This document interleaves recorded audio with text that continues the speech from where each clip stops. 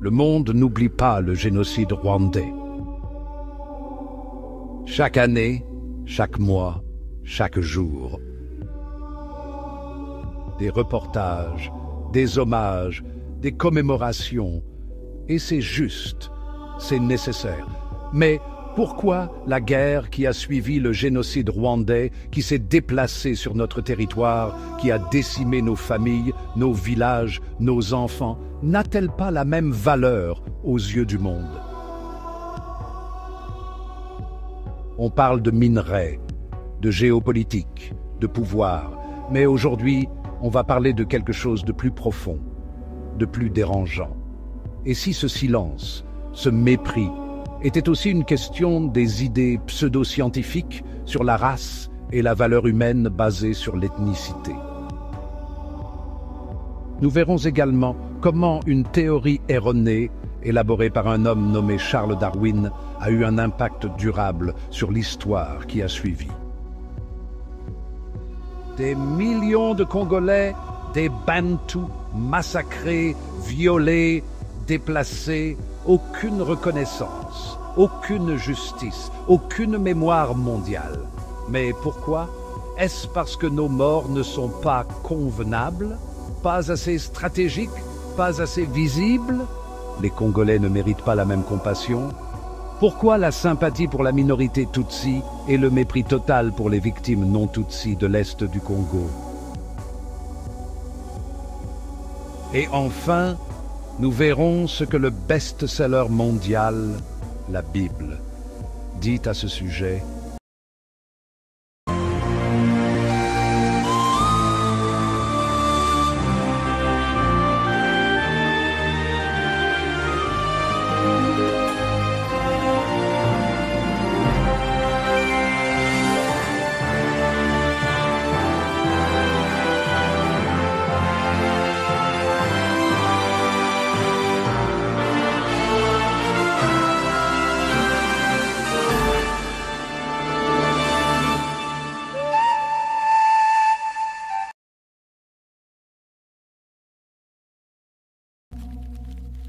L'origine exacte des Tutsis reste sujette à débat parmi les historiens et anthropologues. Toutefois, une théorie dominante les rattache aux peuples couchitiques ou nilotiques venus de la Corne de l'Afrique, possiblement d'Éthiopie ou du sud du Soudan. Ces populations de pasteurs nomades auraient migré vers le bassin des grands lacs africains entre les XIVe et XVe siècles. Ils rencontrent des populations déjà établies, les Hutus, agriculteurs bantous, et les Twas, chasseurs-cueilleurs pygmées, probablement les premiers habitants de la région.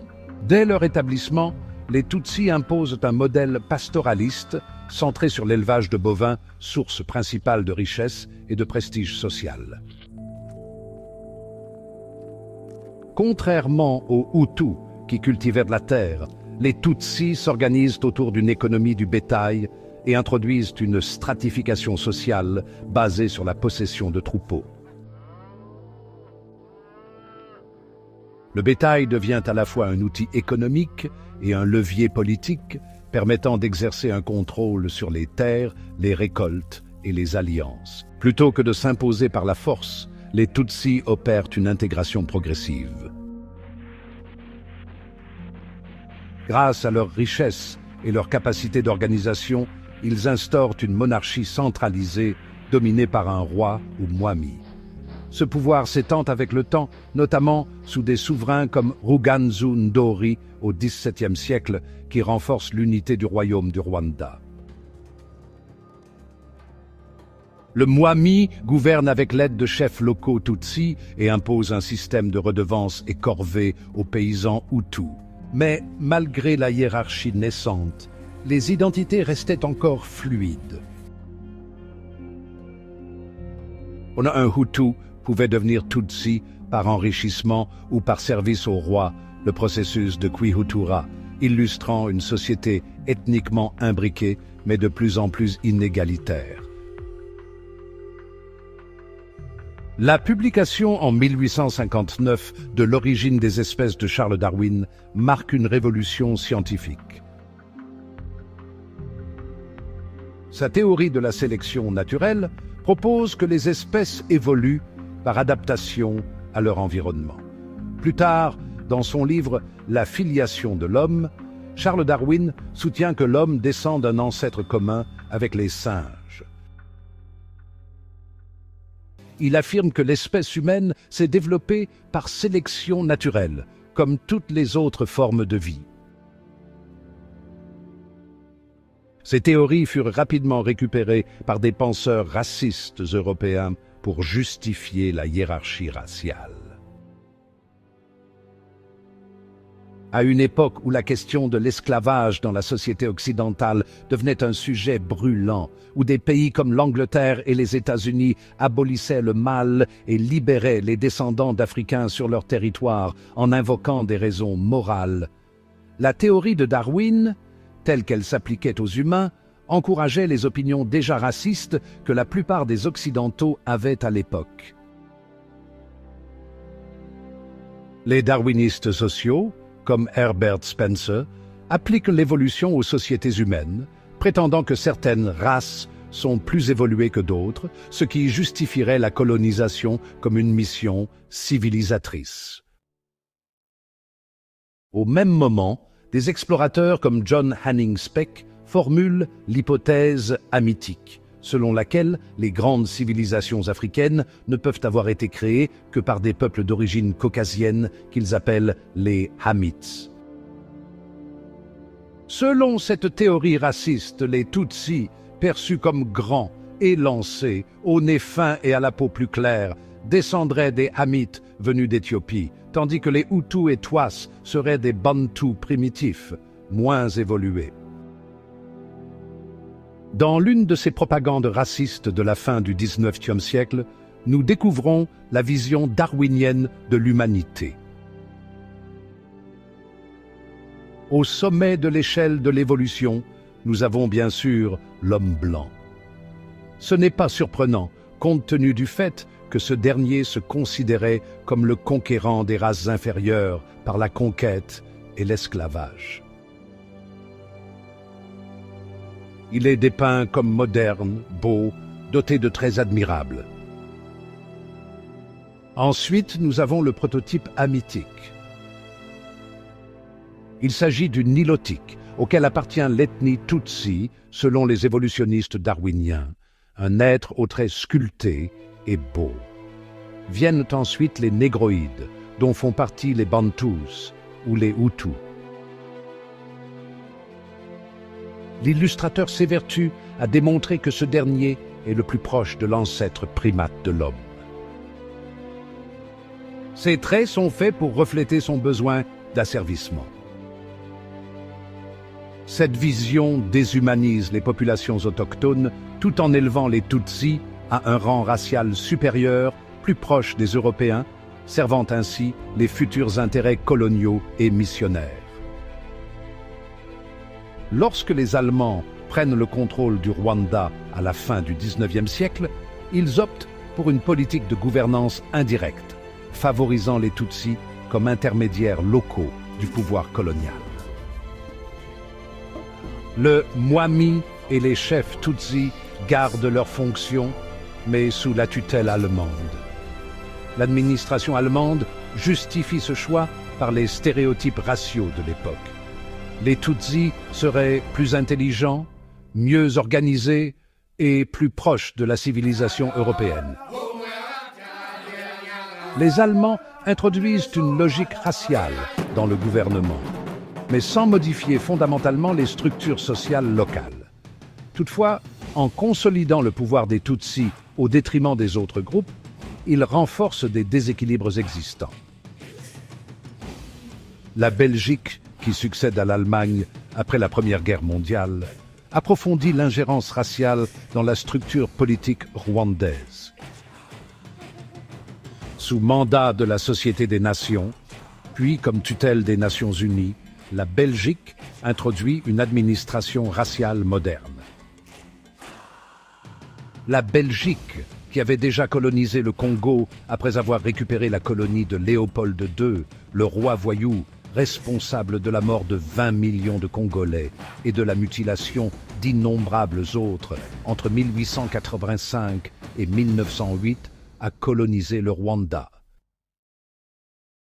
Les Belges n'étaient pas un peuple qui avait honte de son racisme ou de ses tendances à la suprématie de la race blanche. C'est pourquoi, lorsqu'ils ont mis la main sur le Rwanda, ils ont introduit leurs idéaux racistes dans un territoire où les problèmes ethniques étaient déjà croissants.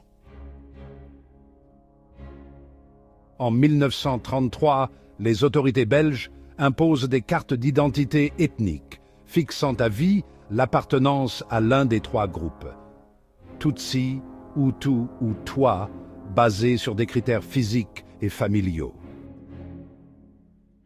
Les écoles missionnaires chrétiennes n'éduquent que les Tutsis, sélectionnés pour leur apparente supériorité raciale. L'administration coloniale réserve les postes administratifs, militaires et religieux aux Tutsis, tandis que les Hutus sont écartés et réduits à des fonctions subalternes. Le mythe des Tutsis comme aristocrates naturels est renforcé par les missionnaires et les anthropologues belges, qui enseignent même cette hiérarchie dans les manuels scolaires. Cette ingénierie sociale raciste détruit la mobilité sociale ancienne et transforme des catégories souples en identités rigides et conflictuelles. La Belgique va jusqu'à faire venir un grand nombre de ces Tutsis sur le territoire congolais afin d'effectuer des tâches administratives qu'elle juge trop complexes pour les Bantous congolais. Cette migration amène la première vague de Tutsis rwandais qui s'installe dans l'est du Congo, connu aujourd'hui sous le nom de Banyamulengai. Dans les années 1950, les Tutsis exercent leur suprématie sur leurs voisins. Une atmosphère d'apartheid règne dans les régions sous leur contrôle, avec l'aide des superpuissances européennes. Dans des pays comme le Burundi, les écoles réservées aux Tutsis sont interdites aux Hutus. Les Hutus doivent savoir leur place. Au milieu des années 50, la montée des idées indépendantistes en Afrique affecte le Rwanda. Les Hutus, longtemps exclus des sphères de pouvoir, commencent à s'organiser politiquement. Des figures comme Grégoire Kayibanda dénoncent le monopole Tutsi sur l'État, et une conscience ethnique Hutu s'affirme, souvent nourrie par un discours revanchard contre la domination Tutsi coloniale. En 1959, une révolution Hutu éclate. Les Hutus, soutenus cette fois par les autorités belges qui ont changé de camp, renversent la monarchie Tutsi. Des milliers de Tutsis sont tués ou forcés à l'exil dans les pays voisins. Ouganda, Burundi, Congo. Ce bouleversement amorce une longue période d'exclusion politique des Tutsis, ponctuée de tensions ethniques, de purges, une quête Tutsi pour ne pas seulement contrôler de petites portions de territoires aléatoires, mais pour conquérir, reconquérir et avoir une autonomie complète dans la région du Grand Lac, comprenant le Rwanda, l'Ouganda, le Burundi et la République démocratique du Congo, et finalement du génocide de 1994, qui tuera environ 800 000 personnes, la majorité étant des Tutsis. Après le génocide, de nombreuses personnalités politiques Hutus ont été considérées au niveau international comme des auteurs ou des complices d'atrocités de masse. En conséquence, les gouvernements occidentaux ont hésité à soutenir l'opposition Hutu sur le plan politique ou financier, craignant de légitimer de nouveau les génocidaires, même si de nombreuses enquêtes fiables ont montré que l'avion du président Hutu Habyarimana avait été abattu sur ordre de Kagame, l'actuel président Tutsi, ce qui a conduit au chaos, qui couvait déjà entre ces deux groupes. Toute tentative de remettre en question la version des événements du FPR ou de soutenir les mouvements politiques dirigés par les Hutus risquait d'être considéré comme du révisionnisme ou un déni du génocide. La minorité Tutsi a ensuite cultivé l'image d'une minorité en voie de disparition, entourée de brutes et de sauvages. Les Tutsis ont reçu le soutien total des puissances occidentales, se sentant coupables de ne pas être intervenus assez tôt pour mettre fin à ce génocide. Pour ces puissances, les Tutsis étaient les seules victimes, les Hutus les coupables et les sauvages ayant massacré un groupe minoritaire. Ce qui a renforcé la croyance raciste selon laquelle un groupe civilisé est victime de la méchanceté d'un groupe inférieur. Oui, l'attention considérable accordée par les Occidentaux aux Tutsis et l'indifférence presque totale des puissances occidentales à l'égard des Hutus ne sont pas le fruit d'une simple coïncidence ou d'une désinformation. Ils considéraient en effet les Tutsis comme plus humains que les Hutus. Ce même fait se vérifiera plus tard lorsque le conflit entre les citoyens rwandais, tant Tutsis que Hutus, se répercutera au Congo. Après le génocide, le Front patriotique rwandais, FPR, dirigé par les Tutsis, a pris le pouvoir au Rwanda, repoussant les génocidaires Hutus et plus d'1 million de réfugiés dans l'est du Congo, alors connu sous le nom de Zaïre. Le Rwanda, sous Paul Kagame, et l'Ouganda, sous Yoweri Museveni, avaient des intérêts stratégiques et de sécurité dans l'est du Zaïre. Neutraliser les milices Hutus opérant à partir du territoire zaïrois. Étendre leur influence et potentiellement accéder aux vastes richesses minières du Zaïre, cobalt, coltan, diamant, or. Au Zaïre, le dictateur Mobutu Sese Seko, autrefois puissant, est abandonné par les puissances occidentales qui l'ont soutenu pendant 32 ans. Fragilisé par un cancer de la prostate, le dictateur voit son armée se fragmenter. Mobutu, autrefois fort et arrogant, sait que sa fin est proche. Laurent-Désiré Kabila, un ancien lumumbiste soutenu par le Rwanda et l'Ouganda, dirige l'Alliance des forces démocratiques pour la libération du Congo, AFDL, un groupe rebelle formé en grande partie par des combattants Tutsis et Banyamulenge de l'est du Congo. En 1997, Kabila reverse Mobutu. Il renomme le pays République démocratique du Congo. Dès sa prise de pouvoir, Kabila a été considéré comme une marionnette du Rwanda et de l'Ouganda, fortement dépendante du soutien militaire étranger. Le Rwanda et l'Ouganda s'intéressent de plus en plus au contrôle des ressources congolaises et cherchent à réorganiser l'équilibre des pouvoirs dans la région des Grands Lacs en faveur des élites Tutsis. Kabila a rapidement compris la véritable raison du soutien de ses alliés Tutsis et a paniqué. À Kabila renvoyer les conseillers militaires rwandais et ougandais, craignant que la souveraineté du Congo ne soit compromise, et a reconnu que ces pays ne l'aidaient pas par bonne volonté, mais qu'ils nourrissaient des ambitions géopolitiques et économiques évidentes. En riposte, le Rwanda et l'Ouganda ont lancé une nouvelle rébellion contre Kabila par l'intermédiaire du Rassemblement pour la démocratie congolaise, RCD, un groupe rebelle Tutsi basé dans l'est du Congo. La réponse de Kabila ? Il s'est tourné vers des alliés comme le Zimbabwe, l'Angola, la Namibie, le Tchad et le Soudan, qui ont envoyé des troupes pour le soutenir. La guerre s'est transformée en un conflit continental impliquant au moins 9 nations.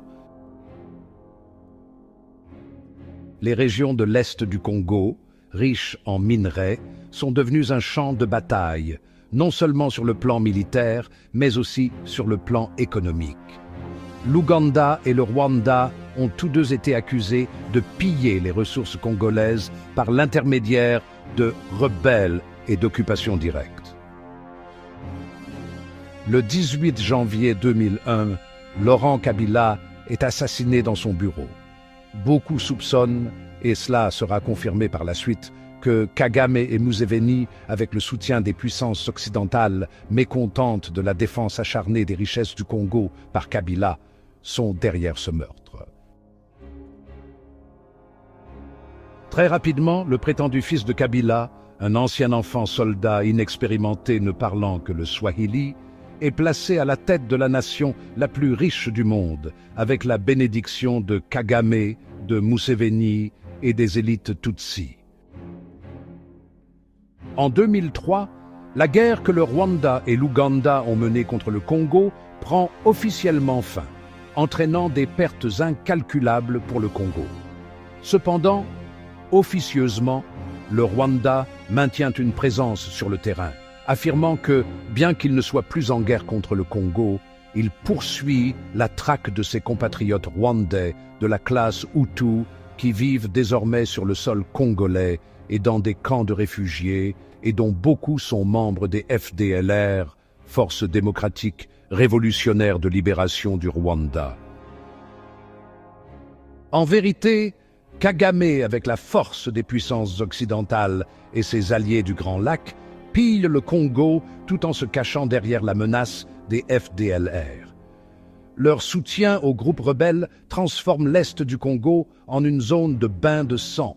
À ce jour, le conflit entre le Rwanda et la RDC a coûté la vie à 10 millions de Congolais, et de nombreux experts affirment que les chiffres sont bien plus élevés, ce qui en fait le conflit le plus meurtrier depuis la Seconde Guerre mondiale.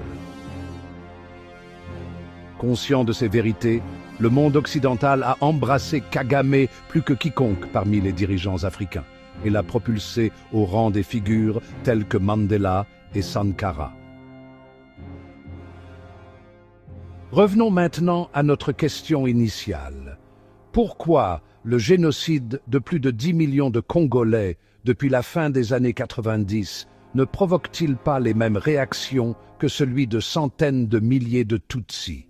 Il y a quelques mois, en 2025, 10 000 Congolais, hommes, femmes et enfants, ont été massacrés à Goma par le M23, soutenu par le Rwanda en l'espace d'une semaine. Aucun tollé n'a été entendu dans les médias occidentaux, ni même dans ceux du continent africain. Ne pouvons-nous pas en conclure que le monde a accepté le darwinisme comme une vérité, que la souffrance, etc., la mort de certains est plus dévastatrice que celle d'autres? L'histoire moderne regorge de tragédies humaines, ayant pour racine une vision profondément erronée de la nature humaine, une vision qui, en rejetant Dieu, a fait de l'homme un simple produit du hasard, dépourvu de valeurs sacrées. Cette conception a été à la base de plusieurs des pires atrocités du XXe siècle et continue d'alimenter les conflits contemporains.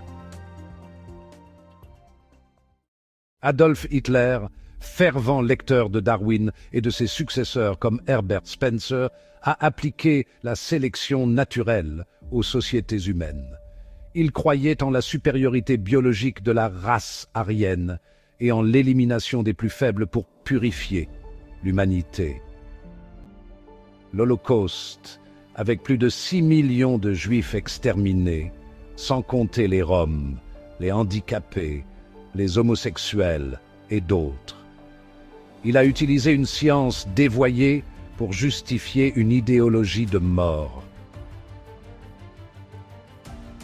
Léopold, au nom de la civilisation, a transformé le Congo en une colonie privée d'exploitation. Plus de 10 millions de Congolais ont péri sous un régime brutal de travail forcé, de mutilation, de violences sexuelles et d'exécutions sommaires. Pour Léopold, la raison pour laquelle il maltraitait ces gens était le fait qu'il était plus humain que les gens qu'il maltraitait. Joseph Staline en URSS et Mao Zedong en Chine ont également rejeté toute transcendance morale au nom du matérialisme dialectique, un produit direct de la pensée évolutionniste athée. Pour eux, l'homme n'était qu'un rouage dans une machine idéologique. Le résultat? De millions de mort. Dans les États du Sud des États-Unis, durant l'ère Jim Crow, les Noirs américains étaient considérés comme biologiquement inférieurs. Cette pensée était soutenue par des sciences raciales qui s'appuyaient sur la Bible pour justifier la ségrégation, les lynchages, le refus de l'éducation et des droits civiques, soutenant avec ignorance les idées darwiniennes tout en agitant leur Bible. En Afrique du Sud, le régime de l'apartheid reposait sur la croyance en une hiérarchie raciale rigide. Là encore, les Africains étaient considérés comme des êtres moins évolués, justifiant leur marginalisation et leur oppression dans leur propre pays. Le génocide rwandais de 1994, ce conflit, bien loin d'être purement ethnique, était aussi alimenté par des ambitions politiques et économiques, déguisées derrière une idéologie déshumanisante. Mais le pire, c'est que cette violence a débordé au Congo, détruisant des communautés entières. Là encore, les victimes étaient considérées comme sacrifiables, car leur vie n'avait pas de valeur dans l'échelle du profit et du pouvoir. Face à ces horreurs, une vérité biblique se dresse comme un phare au milieu des ténèbres. L'homme a été créé à l'image de Dieu, Genèse 1, 26-27.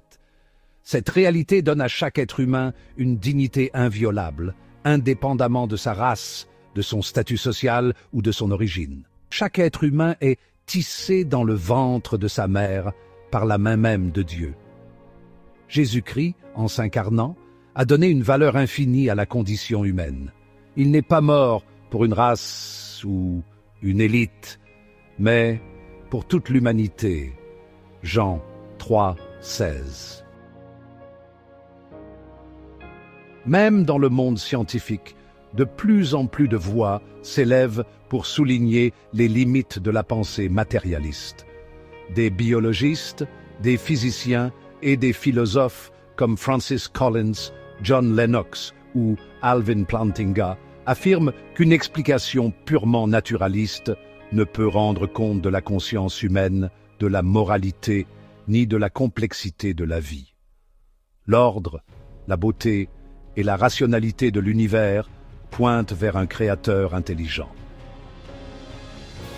Lorsque l'homme oublie qu'il est créé à l'image de Dieu, il devient capable du pire. Mais lorsque cette vérité est retrouvée, elle devient la base d'une société juste, d'une paix durable, d'un respect mutuel profond. La vraie dignité humaine ne repose pas sur la science seule, ni sur l'opinion des puissants, mais sur la vérité éternelle de Dieu, qui a dit en Ésaïe 43, 4, « Tu as du prix à mes yeux, tu es honoré, et je t'aime. » Si cette vidéo vous a touché, n'hésitez pas à commenter, liker, partager et vous abonner à cette chaîne.